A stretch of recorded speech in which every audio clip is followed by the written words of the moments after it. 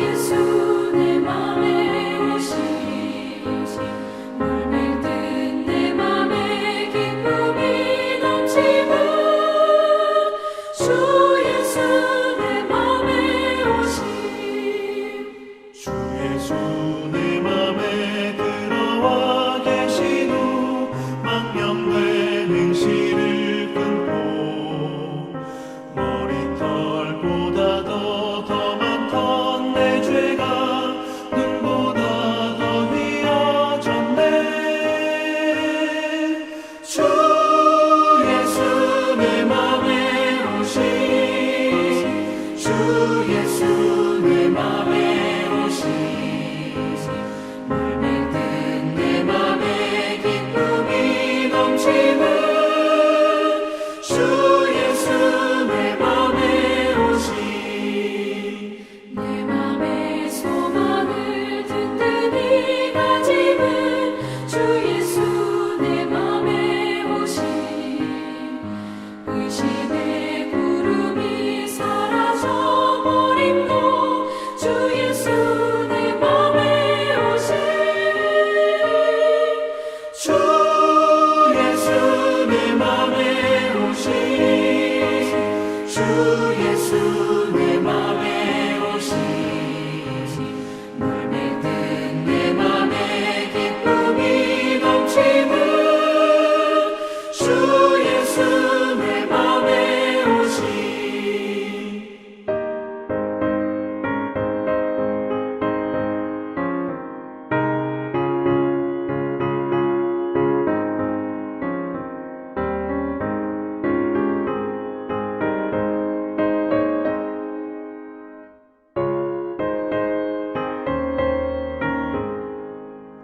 사방에 흠집한 골짜기 가다가 밝은 빛 고련히 비쳐 저 멀리 하늘 무한하게 보임도 주 예수 내 맘에 오시니 주 예수 내 맘에 오시니 주 예수 내 맘에 오시니 물밀듯 내 맘에 기쁨이 넘치는 주 예수 내 맘에 오시니 내가 저 천성에 올라가 살기는 주 예수 내 맘에 오시니 천성에 올라가 주님을 뵈리니 그 기쁨 이길 데 없네. 주 예수 내 맘에 오신 주 예수 내 맘에 오신 물밀듯 내 맘에 기쁨이 넘치는 주 예수 내 맘에 오신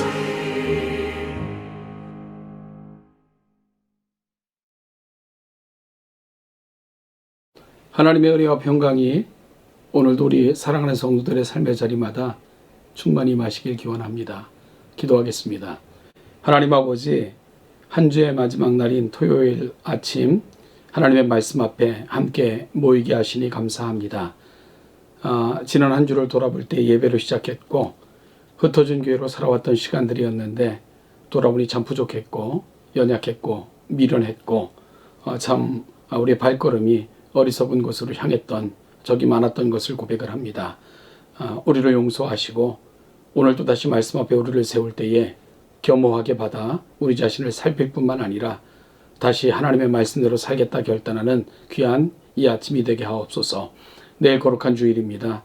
사랑하는 모든 교회들에게 주의 전을 사모함과 함께 나와 예배함의 기쁨과 성도의 교제에 그 충만함을 경험하는 복된 주일로 사모되어지도록 그리 인도하여 주옵소서.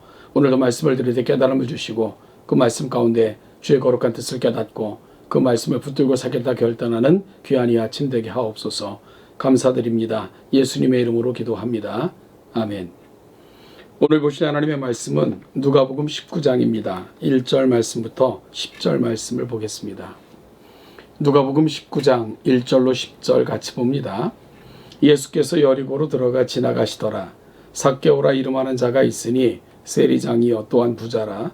그가 예수께서 어떠한 사람인가 하여 보고자 하되 키가 작고 사람이 많아 할 수 없어 앞으로 달려가서 보기 위하여 돌 무화과 나무에 올라가니 이는 예수께서 그리로 지나가시게 되미로라. 예수께서 그곳에 이르사 쳐다보시고 이르시되 삭개오야 속히 내려오라. 내가 오늘 내 집에 유하여야 하겠다 하시니 급히 내려와 즐거워하며 영접하거늘 못사람이 보고 수군거려 이르되 저가 죄인의 집에 유하러 들어갔도다 하더라. 삭개오가 서서 주께 여짜오되 주여 보시옵소서 내 소유의 절반을 가난한 자들에게 주겠사오며 만일 누구의 것을 속여 빼앗은 일이 있으면 내 갑절이나 갚겠나이다. 예수께서 이르시되 오늘 구원이 이 집에 이르렀으니 이 사람도 아브라함의 자손이미로다. 인자가 온 것은 잃어버린 자를 찾아 구원하려 함이니라. 아멘. 사람이 이름대로 살기가 참 힘듭니다.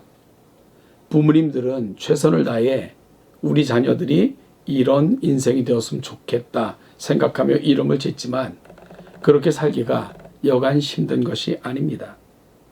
예수님께서 예루살렘에 올라가시는 길에 여리고에서 만난 삭개오도 그런 종류의 인생입니다. 삭개오라는 이름의 뜻은 순결한, 깨끗한 이라는 의미입니다. 그러나 그의 직업에서 볼 수 있듯이 그가 이름대로 순결한, 깨끗한 삶을 살았을까 하는 것은 의구심이 듭니다. 왜냐하면 그의 직업은 세리였기 때문입니다.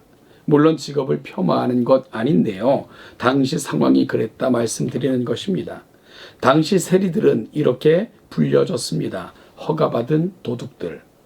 왜냐하면 당시 세리들은 로마 정부의 하수인들로서 로마 정부에서 지정한 금액만 걷어서 내면 됐고 얼마를 거두느냐는 세리들에게 재량이 부여되었었습니다. 따라서 많은 세리들은 능력껏 세금을 거두었고 때로는 불합리한 일들까지 서슴지 않고 저질렀는지라 당시 백성들에게는 원성이 참으로 높았습니다. 심지어 로마의 영혼을 팔아먹은 매국노라는 소리까지 들었던 형편입니다. 오늘 본문은 바로 그런 직업을 가진 세리가 예수님을 만나는 장면입니다. 그의 이름은 삭개오입니다. 그를 가리켜 누가는 세리장이요 또한 부자라고 언급하고 있습니다. 그의 신체적 특징으로는 키가 작다라고 말하고 있습니다.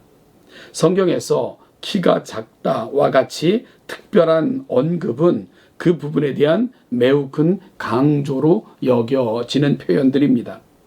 따라서 우리는 삭개오를 가리켜 키가 작다라고 특별히 거론한 것은 병적으로 키가 작았다라고 생각할 수 있는 여지를 충분히 제공하는 표현이 되는 것이지요.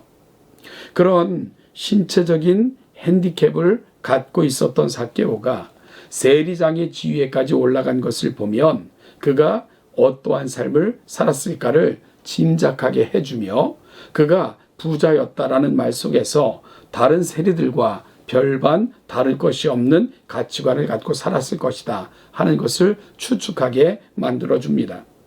그런 그가 그 마을에 예수님이 지나가신다 하는 소식을 듣고는 그 예수를 만나기 위해 나무 위로 올라가고 예수님께서 그가 올라가 있는 나무 밑까지 올라가서 그의 이름을 불러주었을 때 그리고 또한 그의 집에 들르시겠다 말씀하셨을 때 기쁘게 나무에서 내려와 자기 집으로 인도하는 모습에서 또한 그의 마음이 어땠을까 하는 것을 엿보게 됩니다. 여러분, 그는 신체적 핸디캡을 극복하고 세리 중에서도 세리장의 지위에까지 올라갈 수 있었고 그 결과 따라오는 부를 향유하는 인생은 되었을 것입니다. 그럼에도 불구하고 그는 나무 위에 올라가면서까지 많은 사람들로 인하여 예수님의 얼굴을 보지 못할까 두려워 나무 위로 올라간 것을 보면 그리고 또한 그가 있는 곳까지 가까이 오사 그의 이름을 부르며 내려오라 초청하시고 그의 집으로 들르시겠다 말씀하시는 그 예수님의 초청에 이렇게 기쁜 마음으로 응하고 있는 것을 보면 그는 공허한 영혼의 소유자였고요. 인생에 심한 갈증을 안고 살고 있었음을 알 수 있게 만들어주는 부분입니다.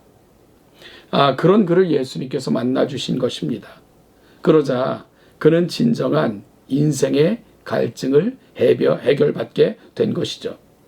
이제 삭개오는 진정한 자유인으로 예수님 앞에 섭니다.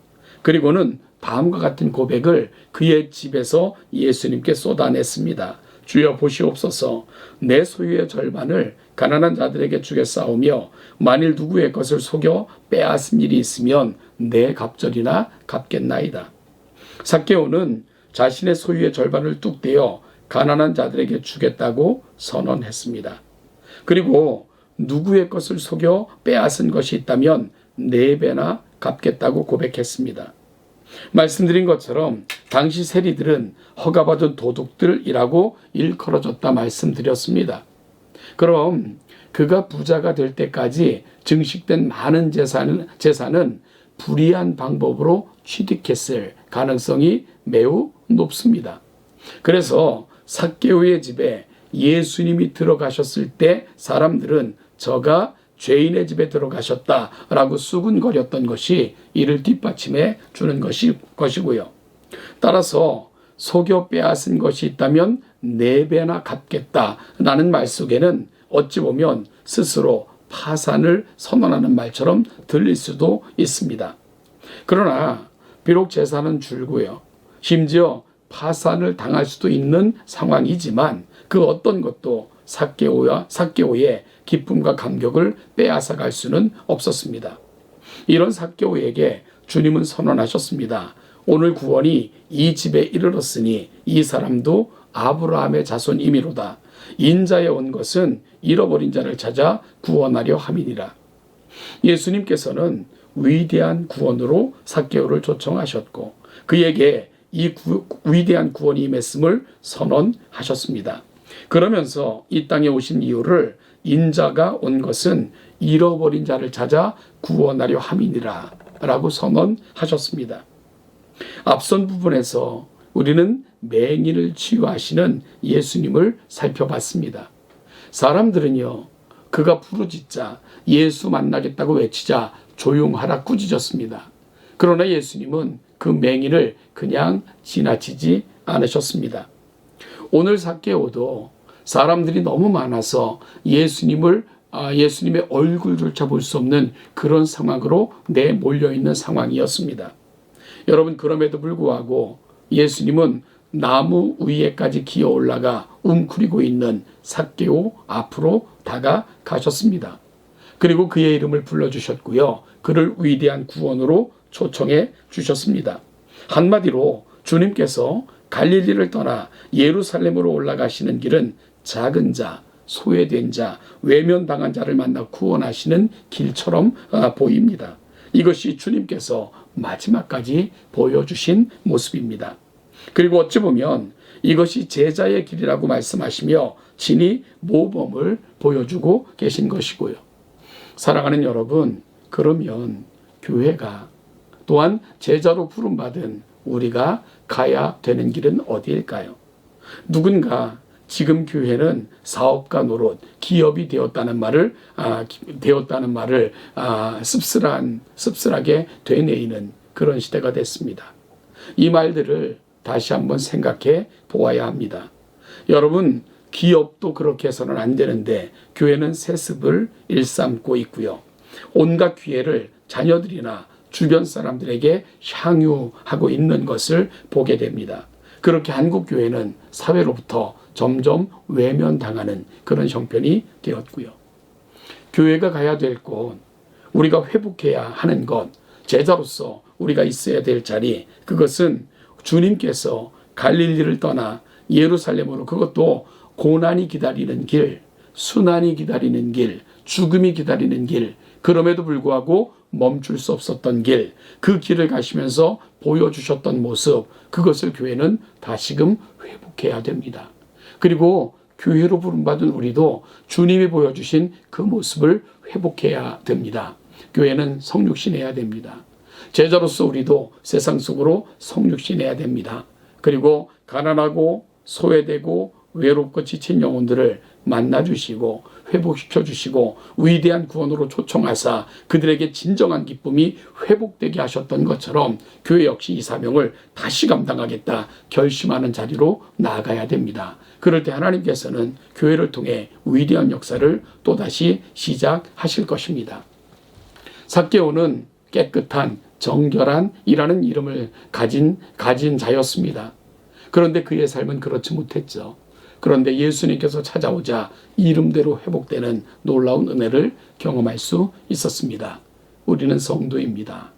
우리는 신자입니다. 우리는 하나님의 자녀들입니다.